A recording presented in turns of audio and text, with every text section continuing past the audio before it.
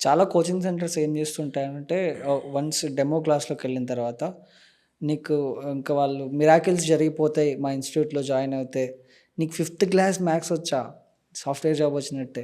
Like ఇట్లా చెప్తూ ఉంటారు. అంటే స్టూడెంట్స్ అందరూ ఓ డైనమాలో పెట్టేస్తారు. అరే! వచ్చేస్తదా ఇంకా ఇన్‌స్టిట్యూట్‌లో జాయిన్ అయితే నేను సాఫ్ట్‌వేర్ అయిపోతా అనే జాయిన్ అవుతాడు.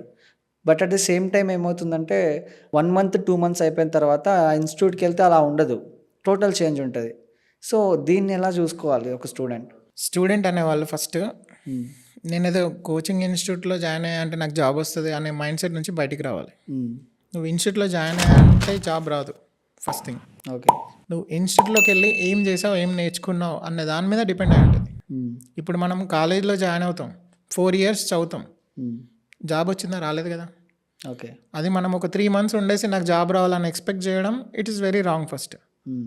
ఎందుకంటే మనం 4 సంవత్సరాల్లో నేర్చుకునే సబ్జెక్ట్ అంతా నువ్వు 3 నెలల్లో నేర్చుకున్నావు అంటే హౌ యూ బిలీవ్ దట్?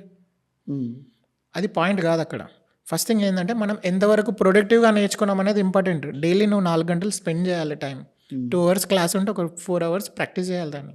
ఒక రియల్ టైం ప్రాజెక్ట్స్ అనేది చేయాలి, కంప్లీట్ చేయాలి. అప్పుడే మనకు జాబ్ స్కోప్ అనేది ఉంటుంది. హ్మ్.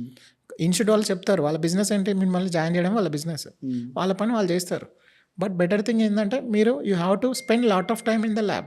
ఓకే. క్లాస్ అయిందా ఇంటికి వెళ్ళి హాస్టల్కి వెళ్ళి ఏదో కూర్చొని ఏదో చేద్దామని కాదు. హ్మ్.